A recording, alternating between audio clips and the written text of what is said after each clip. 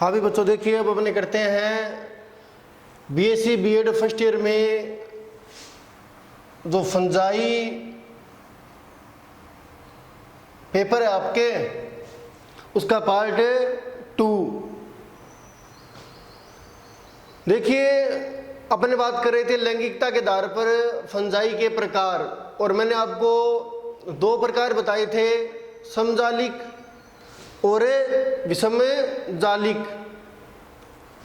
ठीक, समजालिक को मैंने यहाँ पर दोबारा परिभाषित कर दिया है, कल भी मैंने आपको बताया था, एक बार दोबारा देख लीजिए। वे जातियाँ जिनमें निषेचन अनुवांशिक रूप से समान युग्मकों के मध्य होता है। ठीक, वे जातियाँ जिनमें निषेचन अनुवांशिक रूप से समान युग्मकों के मध्य होता है। ठीक, समजालिक या होमोथेलिक फंजाई कहलाती है। ठीक, और इस स्थिति को क्या कहते हैं अभी? इस स्थिति को कहते हैं होमोथेलिज्म। ठीक, और इस स्थिति में निषेचित होने वाले दोनों युग्मक एक ही थैलस पर बनते हैं। ठीक, तो आप ये भी कह सकते हो कि समजालिक जातियां वो होती है या होमोथेलिक फंजाई वो होती है जिनमें निषेचित होने वाले युग्मक दोनों युग्मक एक ही थैलस पर बनते हैं। ठीक, तो अपने होमोथेलिक फंजाई को भी 2 तरीके से परिभाषित कर सकते हैं। पहली परिभाषा ये होगी, वे जातियां जिनमें निषेचन अनुवांशिक रूप से समान युग्मकों के मध्य होता है। ठीक, ये एक परिभाषा होगी। दूसरी परिभाषा, वे जातियां जिनमें निषेचित होने वाले दोनों युग्मक एक ही थैलस पर बनते हैं। ठीक, तो होमोथेलिक फंजाई कहलाती है, और इस स्थिति को कहते हैं अपने होमोथेलिज्म। अब इसका उदाहरण है कीटोमियम। कीटोमियम यानी जो कीटोमियम है वो क्या, एक होमोथेलिक फंगस है भी। ठीक, अब देखिए यहां पर मैंने डायग्राम भी बनाया है। ये जो आपको डायग्राम दिखाई दे रहा है, ये जो डायग्राम है ये होमोथेलिक फंजाई का है या होमोथेलिज्म का है। ठीक, देखिए ये 2 गैमीट्स हैं और ये दोनों गैमीट्स आगे जाकर फर्टिलाइज्ड हो रहे हैं और जाइगोट बन रहा है, और ये दोनों गैमीट्स एक ही थैलस पर बन रहे हैं, या इन दोनों गैमीट्स इन दोनों युग्मकों का निर्माण एक ही थैलस से कर रहा है। तो ये फंजाई होगी होमोथेलिक फंजाई। ठीक, यानी होमोथेलिज्म। तो अपने अगर बात करें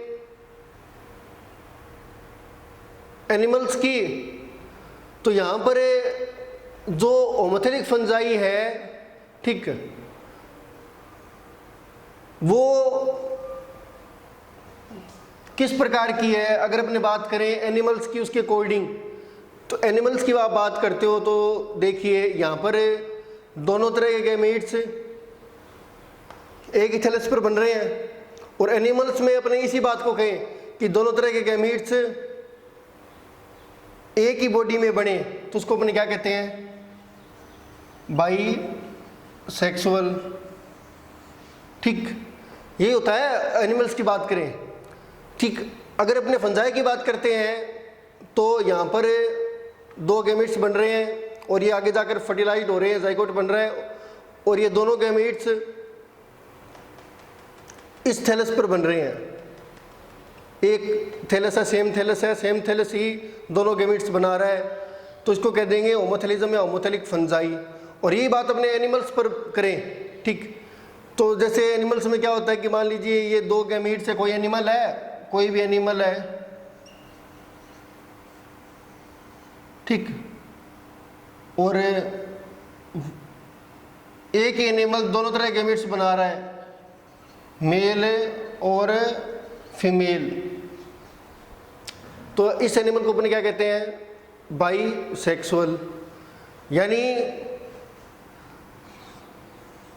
होमोथेलिज्म किसको प्रदर्शित कर रहा है? बाइसेक्सुअलिटी को। अपने ये भी कह सकते हैं कि होमोथेलिज्म बाइसेक्सुअलिटी को प्रदर्शित कर रहा है। ठीक, विषमजालिक जातियां, इसका उल्टा हो जाएगा। इसमें क्या है, इसमें निषेचन अनुवांशिक रूप से समान युग्मकों के मध्य होता है ना, इसमें क्या लिखोगे, इसमें निषेचन अनुवांशिक रूप से भिन्न युग्मकों के मध्य होता है। इसमें निषेचन अनुवांशिक रूप से भिन्न युग्मकों के मध्य होता है। और इस स्थिति को क्या कहते हैं, हेटेरोथैलिज्म। ठीक, दूसरी अपने परिभाषा क्या दे सकते हैं कि इसमें निषेचित होने वाले दोनों युग्मक अलग अलग थैलस पर बनते हैं। इसमें निषेचित होने वाले दोनों युग्मक अलग अलग थैलस पर बनते हैं। ठीक, ये विषमजालिक होगी भी। निषेचन अनुवांशिक रूप से भिन्न युग्मकों के मध्य होता है, हेटेरोथैलिज्म। ठीक, इसमें निषेचित होने वाले दोनों युग्मक अलग अलग थैलस पर बनते हैं। जो होमोथैलिक फंजाई है या जो होमोथैलिज्म है वो किसको रिप्रेजेंट करता है अभी, बाईसेक्सुअलिटी को, बाईसेक्सुअलिटी को। और जो विषमजालिक फंजाई है या जो हेटेरोथैलिज्म है ये किसको रिप्रेजेंट करता है, यूनिसेक्सुअलिटी को। ठीक, क्योंकि अपने अगर एनिमल्स के संदर्भ में देखें तो मान लीजिए कि जैसे शुक्राणु और अंडाणु, ये दो युग्मक है और ये अनुवांशिक रूप से क्या होते हैं, भिन्न होते हैं। ठीक, शुक्राणु और अंडाणु अनुवांशिक रूप से क्या होते हैं, भिन्न होते हैं। और ये निषेचित होते हैं, आपको पता है ये निषेचित होते हैं। आगे जाकर क्या बनता है, युग्मनज। और यहाँ पर निषेचित होने वाले दोनों युग्मक अलग अलग थैलस पर बन रहे हैं।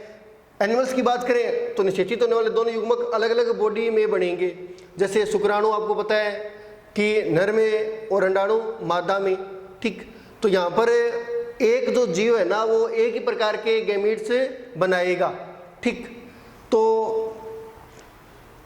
ये हो गया अपना हेटेरोथैलिक फंजाई, यानी जो हेटेरोथैलिज्म है ना वो किसको रिप्रेजेंट कर रहा है, यूनिसेक्सुअलिटी को। यूनिसेक्सुअलिटी को मतलब एक लिंगता। जैसे अपने एक लिंगी है, मानव एक लिंगी प्राणी है और मानव में क्या होता है, निषेचित होने वाले जो युग्मक है तो वो अनुवांशिक रूप से भिन्न होते हैं। ठीक, या निषेचित होने वाले जो दोनों युग्मक है वो अलग अलग थैलस या अलग अलग बॉडी पर बनते हैं। मानव में देखें तो नर युग्मक अलग बॉडी, यानी नर मानव में नर में बनेगा। ठीक, और जो मादा युग्मक है ठीक वो बनेगा फीमेल में अलग अलग बॉडी में। ठीक, तो अपने कह सकते हैं कि हेटेरोथैलिज्म है ना वो क्या है, यूनिसेक्सुअलिटी को रिप्रेजेंट कर रहा है फंजाई में। ठीक, एनिमल्स की बात करते हैं तो इसी चीज़ को अपने कहते हैं यूनिसेक्सुअलिटी, एक लिंगता। ठीक, और जब फंजाई की बात करते हैं तो ये टर्म आ जाती है भी हेटेरोथैलिज्म। जब फंजाई की बात करते हैं तो अपने कहते हैं होमोथैलिज्म। अगर समजालिक है, ठीक, अगर ये सिस्टम है तो होमोथैलिज्म। और एनिमल्स की बात करें तो इसी कंडीशन को अपने क्या कह देंगे, बाईसेक्सुअलिटी। बाईसेक्सुअलिटी यानी होमोथैलिज्म तो बाईसेक्सुअलिटी को रिप्रेजेंट कर रहा है और हेटेरोथैलिज्म यूनिसेक्सुअलिटी को। ठीक, अब इसके उदाहरण भी देख लीजिए। विषमजालिक जातियों के उदाहरण है,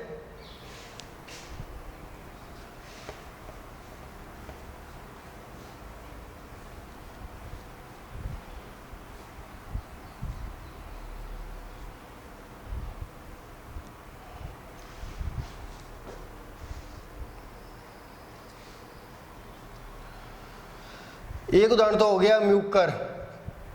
क्या हो गया, म्यूकर। हेट्रोथेलिक फंजाई है, फंगस है भी ये, ठीक है। एक उदाहरण तो हो गया म्यूकर, और देख लो राइजोपस और एस्परजिलस।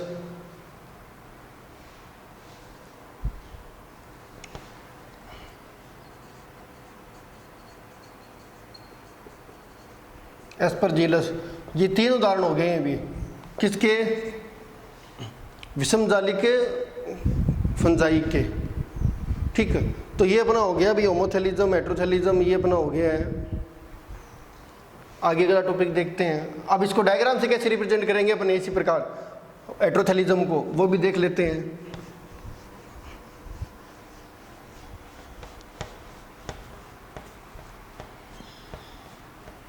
ये तो डायग्राम होमोथेलिज्म को प्रदर्शित कर रहा है। हेट्रोथेलिज्म को किस प्रकार रिप्रेजेंट करेंगे, ये 2 गैमीट्स है भी, इनके बीच में फर्टिलाइजेशन हो रहा है, निषेचन हो रहा है, और क्या बन रहा है, जाइगोट। अब ये जो गैमीट है ना,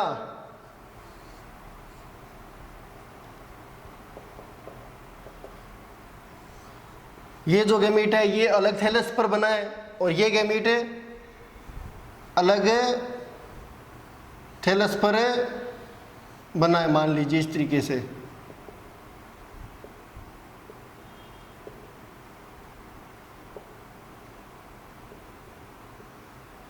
ठीक, जहाँ पर निषेचित होने वाले दोनों युग्मक अलग अलग थैलस पर बन रहे हैं। ये इस थैलस पर बना है, ये इस थैलस पर बना है। चूंकि अनुवांशिक रूप से भिन्न है दोनों गैमीट्स, इसलिए अपने इनको ये नाम दे देते हैं, ये प्लस स्ट्रेन या प्लस प्रभेद, ये माइनस स्ट्रेन या माइनस प्रभेद, बस नाम देते हैं इसको इस तरह प्लस माइनस। यानी इसका मतलब ये हो गया प्लस माइनस का कि दोनों ही थैलस अनुवांशिक रूप से भिन्न है, और इनके द्वारा जो गैमीट्स बनेंगे ये दोनों भी क्या होंगे, अनुवांशिक रूप से भिन्न होंगे। और अनुवांशिक रूप से भिन्न युग्मकों के मध्य निषेचन, ठीक, अगर हो रहा है तो ये किस प्रकार की फंजाई में होता है, हेट्रोथेलिक फंजाई में। तो ये बना हो गया। अभी आगे देखिए,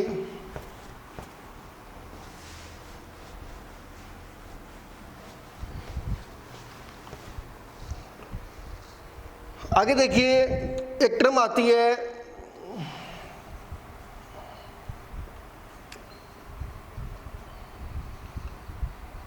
स्लाइम मोल्ड या स्लाइम मोल्ड्स, ठीक। ये स्लाइम मोल्ड जो है इसको हिंदी में कहते हैं अपने औपंक कवक।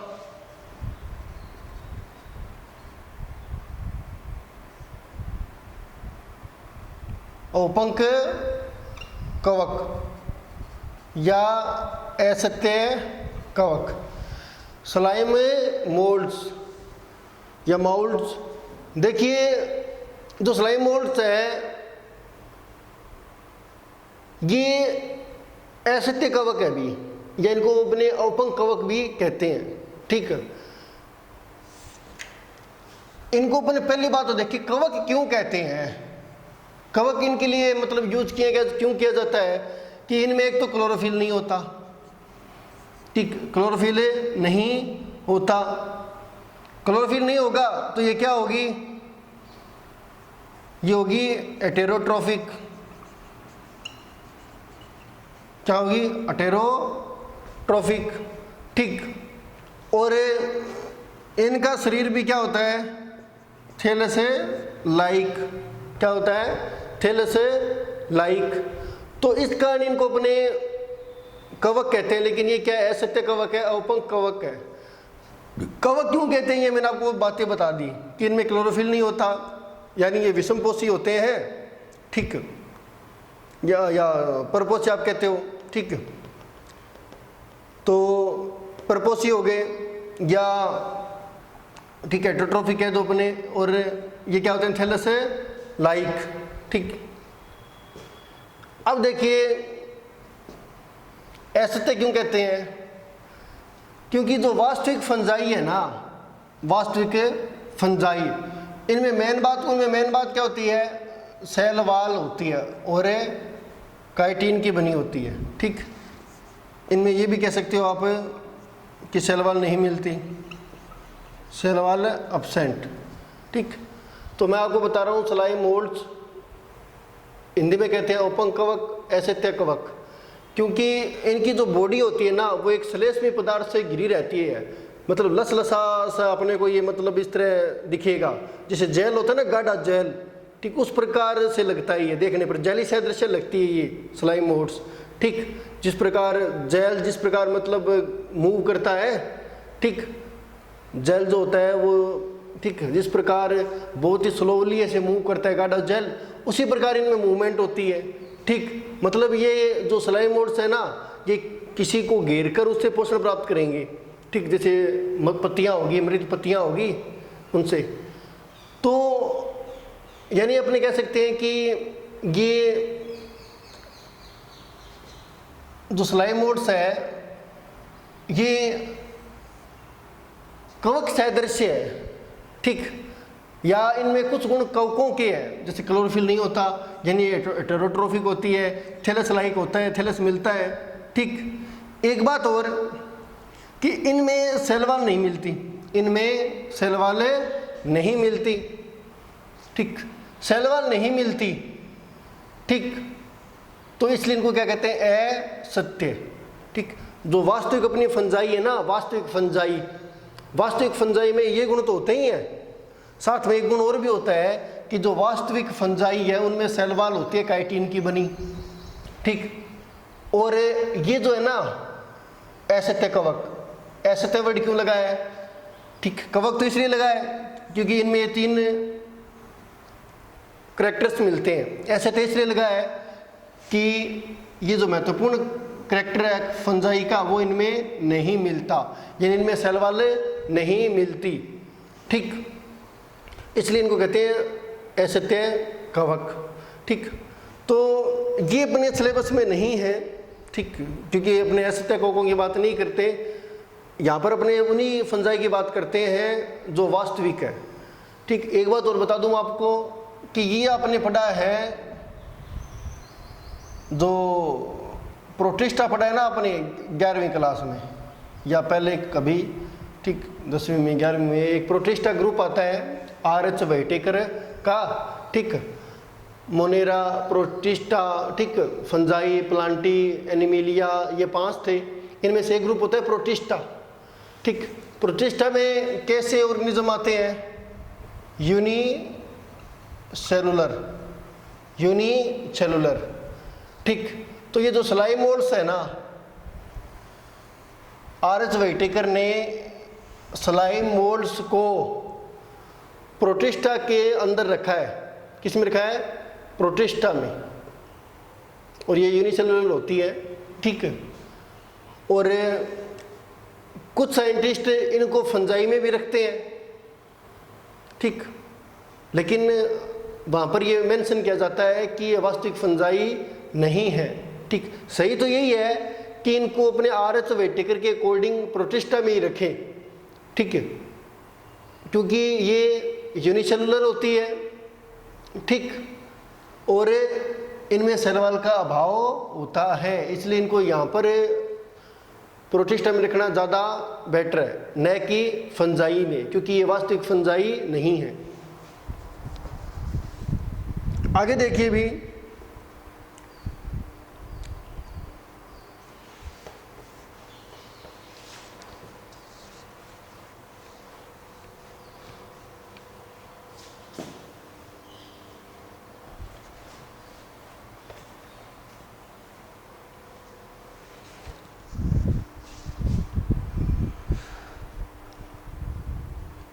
आगे देखिए एलेक्सोपोलस एक साइंटिस्ट है।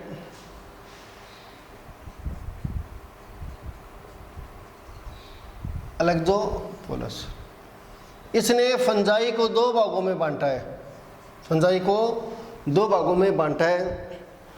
ठीक, यहाँ पर मैं सिर्फ शॉर्ट में बताऊंगा, क्योंकि नॉर्मली जो सिलेबस में जो अपने क्लासिफिकेशन लिखता है ना, जो क्लासिफिकेशन लगता है वो एलेक्सोपोलस एंड मीम्स का लगता है। ठीक, एलेक्सोपोलस एंड मीम्स। ठीक, तो यहाँ पर मैं सिर्फ एलेक्सोपोलस की बात कर रहा हूँ कि उसने फंजाई को मोटे तौर पर कितने भागों में बांटा। ठीक, अपने जो डिटेल्स करेंगे ना, मतलब जिस क्लासिफिकेशन को अपने विस्तृत रूप में देखेंगे वो तो है एलेक्सोपोलस एंड मिम्स का, यानी ये दो साइंटिस्ट हैं, इन दोनों ने साथ मिलकर दिया था क्लासिफिकेशन, वो देखते हैं अपने सिलेबस में, वो होता है अपने नॉर्मली। ठीक, यहाँ पर मैं सिर्फ इसी का बता रहा हूँ एलेक्सोपोलस का, जो अपने डिटेल में नहीं करेंगे। देखिए एलेक्सोपोलस ने फंजाई को माइकोटा प्रभाग में रखा। फंजाई को किस प्रभाग में रखा? प्रभाग मतलब डिवीजन, माइकोटा किस में रखा? माइकोटा प्रभाग में रखा। ठीक, अब इस प्रभाग को दो उप प्रभाग में बांट दिया, यानी ये जो प्रभाग है, यानी जो डिवीजन है माइकोटा यानी फंजाई, इसको दो सब डिवीजन में डिवाइड कर दिया। अभी दो सब डिवीजन में, ठीक, दो सब डिवीजन में डिवाइड कर दिया। पहले में रखा मिक्सोमाइकोट रखा, ये पहले जो पहला है ना उसको नाम क्या दिया गया? मिक्सोमाइकोटिना, जो पहले सब डिवीजन है।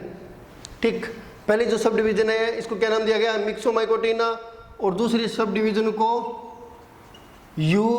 यूमाइकोटिना। ठीक, तो अपने बात करें एलेक्सोपोलस के क्लासिफिकेशन की, ठीक, मोटे तौर पर अपने कर रहे हैं, इसको डिटेल में नहीं देखेंगे क्योंकि डिटेल अपने कर रहे हैं एलेक्सोपोलस एंड मिम्स क्लासिफिकेशन की। तो एलेक्सोपोलस ने फंजाई को किस डिवीजन में रखा? माइकोटा, और इस डिवीजन को दो सब डिवीजन में डिवाइड कर दिया, मिक्सोमाइकोटिना और यूमाइकोटिना। मिक्सोमाइकोटिना में क्या रखे गए? स्लाइम मोड्स यानी औपंक कवक, और इसमें सत्य कवक, इसमें क्या रखे गए? सत्य कवक। तो ये हो गया अपना एलेक्सोपोलस के अकॉर्डिंग मिक्सोमाइकोटिना और यूमाइकोटिना। मिक्सोमाइकोटिना में स्लाइम मोड्स और यूमाइकोटिना में जो सत्य कवक है उनको रखा गया, क्योंकि स्लाइम मोड्स तो है सत्य है। ठीक, अब देखिए मैंने आपको बता दिया मिक्सोमाइकोटिना और यूमाइकोटिना के बारे में। ठीक, थोड़ा और डिटेल कर लेते हैं इनकी, इन टर्म्स का क्या मतलब है मिक्सोमाइकोटिना यूमाइकोटिना, फिर आगे और देखेंगे।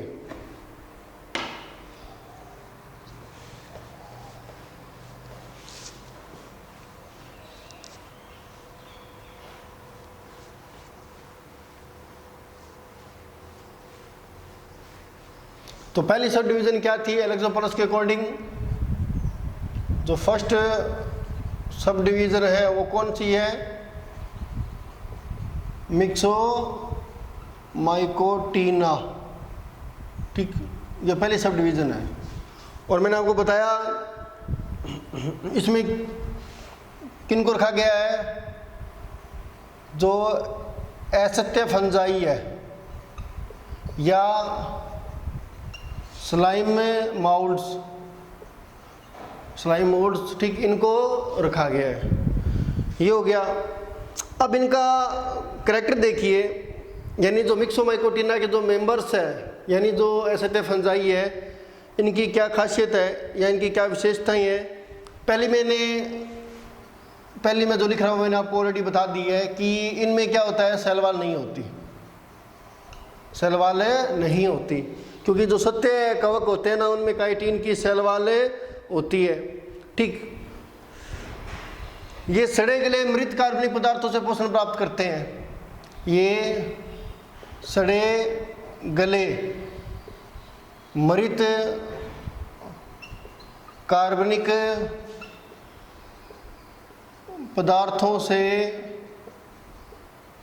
पोषण